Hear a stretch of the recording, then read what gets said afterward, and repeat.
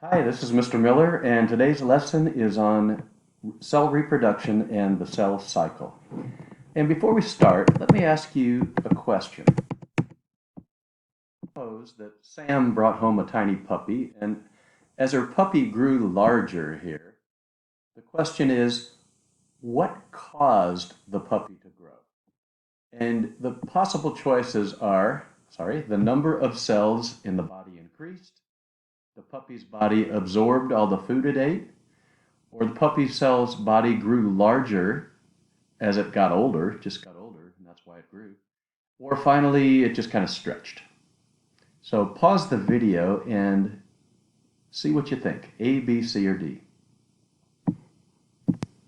Well, hopefully you picked letter A because the reason any of us grow larger is that the number of our cells increase, and they do that by cell reproduction.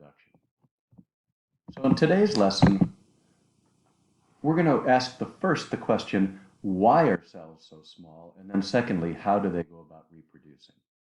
So in this analogy, a small town has a lot easier job of getting rid of its waste products than, say, a large city does. A large city has to have a very complicated sewage system that gets rid of the waste and gets it out of there. What I would like you to write down on your note sheet is this clear idea. It's diffusion that causes cells to be so small. It turns out if a cell was large and it had to wait for nutrients like glucose to diffuse into the cell, it would take too long and the cell would die. If you have a smaller cell, a much smaller microscopic cell, nutrients like glucose can diffuse into, say, the mitochondria in a very efficient way. So I want you to understand the cells are limited in their size based upon how quickly they can diffuse nutrients in or waste products out.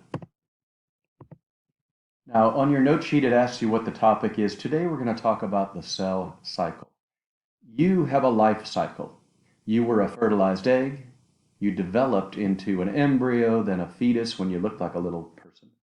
And then you were born a baby. You grew into childhood. Now you're an adolescent and you're almost up to the adult stage, getting some fine tuning done. When you reproduce, the cycle starts again and a baby comes through. Cells go through the same process. When they first are created, they're very small and they have to grow and go through their own life cycle. So our essential question, how do we get so big? There's a really good video on the note clip if you want to watch it. It's How Old Is My Body Really? And it gets you at the idea of how long it takes for cells to reproduce and replace parts of your body. For example, your skin is brand new every 2 to 3 weeks. All those are new cells. So you're never really that old with your skin. In your notes, I'd like you to write this down. You can think of Johnny Depp as a pirate. Garr! It's a way to remember these maybe. The idea is that we have cells divide or reproduce for the following reasons. Number one, so that we can grow larger, like Sam the puppy. Number two, small creatures like amoebas reproduce asexually. That is, they simply copy their DNA and divide in two with asexual reproduction. Step three, when you repair damaged tissue, if you cut yourself, those dead cells release a chemical called histamine. That chemical tells the living cells in the nearby neighborhood, hey, reproduce, and those cells now activate, they reproduce, and they fill in the damage so that you can heal. And finally, like your skin, cells are always dying, cells need to be replaced at a decent rate. Then, the cell cycle. So cells go through this life cycle like you do, and this is an overview, but on your notes, go ahead and label the stages. So on your notes, step one is called the G1 phase. That actually stands for gap 1. I don't know why, but that's what they call it. You just need to know it's the G1 phase. And we'll talk about these notes in a moment, but that's where the cell grows larger. So if you could picture it, imagine a small cell starting off right here. And that small cell can grow, and become a very large, microscopically large cell. Then, at some point, the cell is given an indication it is time to reproduce. It has to obviously replicate its DNA before it can copy itself. That's what we just learned about, was how DNA replicates. So that occurs during the S phase, which stands for the synthesis phase. Okay? And finally then, the cell prepares its way for dividing, and it does things like copy its mitochondria and so forth. And then finally, the cell actually does divide. That's called the M phase, or mitosis. So we've got 4 phases to know and to learn today: G1, S, G2, and M. And as it turns out, the first 3 phases are all part of, you can see it inside here, a stage called interphase. That's where the cell is doing its normal jobs, if you will. Now, as you divide these stages into pieces, interphase, I want you to write down in your notes, is where the cells can not only grow bigger, but that's where cells do their normal activity. If you look at a cell in a microscope and you see a nucleus that appears to have nothing in it, it has its DNA there, you just can't see it. That cell is doing its job, and it's in interphase. And as I said earlier, there are 3 pieces to that: G1, S, and G2. Now, when the cell is ready to divide, there's 2 major parts of that, 2 bullet items on your notes: mitosis and cytokinesis. Say those words a couple times to yourself. Mitosis is where the nucleus copies itself. So when it's done, you'll have a cell that has 2 nuclei in it. Now, we're not going to hold you responsible for the steps of mitosis, but they have names like prophase, metaphase, anaphase, and telophase.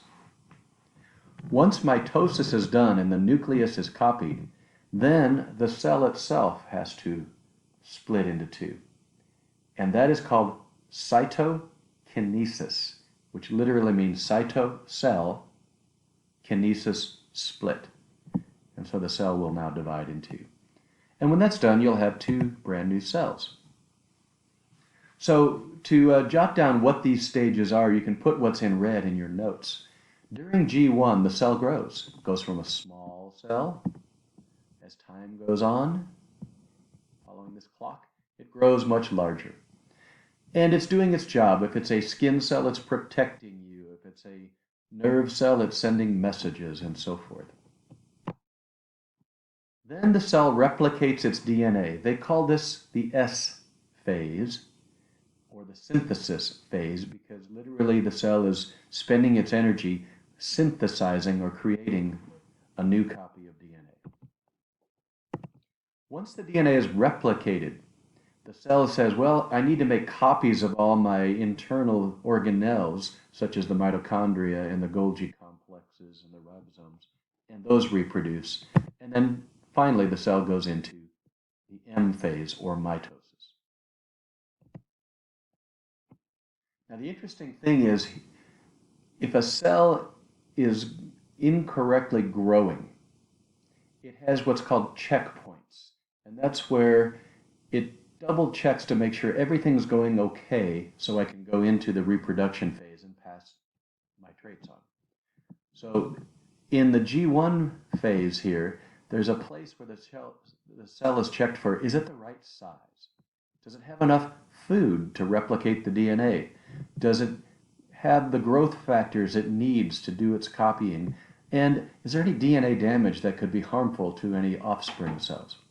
If it's all good, the cell can go on and then go into DNA synthesis. And there's also a checkpoint here where we find out, did the DNA replicate properly? If so, it can go on into mitosis, and there's a checkpoint there that makes sure that the chromosomes are matched up properly and they're in a healthy way. So here's what I want you to know about the checkpoints. The checkpoint's goal is to ensure cell is healthy enough to reproduce. Write that in your notes. That's what a checkpoint does. It checks to see if the cell is healthy. Now, at G1, you do not need to know anything more than what is the cell checking for. You do not need to know where the checking happens. But write down what's in red. Is the cell growing normally? If so, check.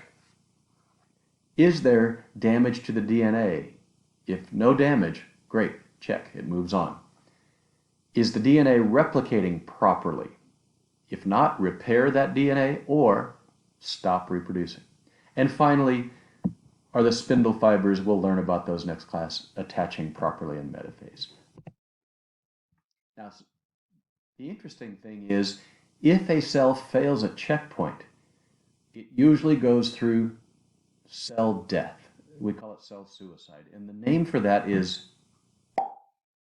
apoptosis. Say that word, apoptosis. Apoptosis is a programmed cell death. And basically what that does is if a cell recognizes it's got problems, it commits suicide, if you will, destroys itself so that it doesn't pass those bad traits on to offspring. We'll learn in our cancer unit that cancer cells are cells that should have gone through apoptosis because they don't know when to stop reproducing, but they didn't. And if they don't go through apoptosis, you end up with a tumor. Now this is nothing you have to memorize, but I thought it was an interesting diagram. If you start at number 1 here, a normal cell, if that cell's checkpoint recognizes damage or something's wrong, not big enough, doesn't have enough DNA, then it's going to start this process of apoptosis. The first thing that happens is the cell starts to shrink. And somebody somewhere named this a bleb. Probably reminded them of just a bleb in a microscope. And during that process, the cell is getting smaller and it releases enzymes that start to destroy the membrane and the organelles. As those enzymes break things down, chemicals are sent out into the environment, and that cell's breaking up sends out messages to attract part of your immune system called macrophages. Now a macrophage, this big white thing over here, is a cell that literally drives over here and it's like the garbage man of your body. It's going to say these cell parts are worthless now. It's going to destroy them, break them down, and the good news is a macrophage is also a recycler. So all the proteins and the carbohydrates and the fats that built up and the nucleic acids that built up these organelles are broken up and recycled so the cell can use them again. Okay, now there's an activity that you're about to do here. It's the next activity, and you can try this out. I want you to know what a chromosome is and what its purpose is. This is important. So when you do the next activity, I want you to work it on your own, but then you can come through and check the answer key that's in your note sheet in your Schoology page. So chromosomes are DNA, but the DNA is coiled up so thickly that you can actually see them under a microscope. These are chromosomes. This right here is a chromosome, here's another chromosome, and so forth. Now, why does it do this? I always use my fishing analogy. If I go fishing, I tend to get my fishing line all tangled up. But fishing line can be organized if you spool it around a spool. So when you buy it, it's real nicely organized. Now, what if I were going fishing and I took 2 copies of that fishing line, mixed them all up, and then said, you know what? I want to divide these out now. I'm going to pull on it and it's not going anywhere. It's not organized. But if I could coil up each fishing line on a spool, I could separate those spools easily and get 1 copy of the fishing line to one side and 1 copy to the other. My point? DNA replicates, and it's this big ball of thread in your nucleus, 2 copies of every chromosome. That DNA coils up neatly so that it's organized and can be easily separated into the 2 daughter cells. So we say DNA coils up to organize itself, and so it can be moved. And DNA only forms chromosomes during mitosis. That's the only time you'll ever see a chromosome. After mitosis, the cells divide, the DNA will unwind again. Okay, so try that activity and then check your answers on the answer key, and we'll talk about that next time. Thank you, and I hope this helps.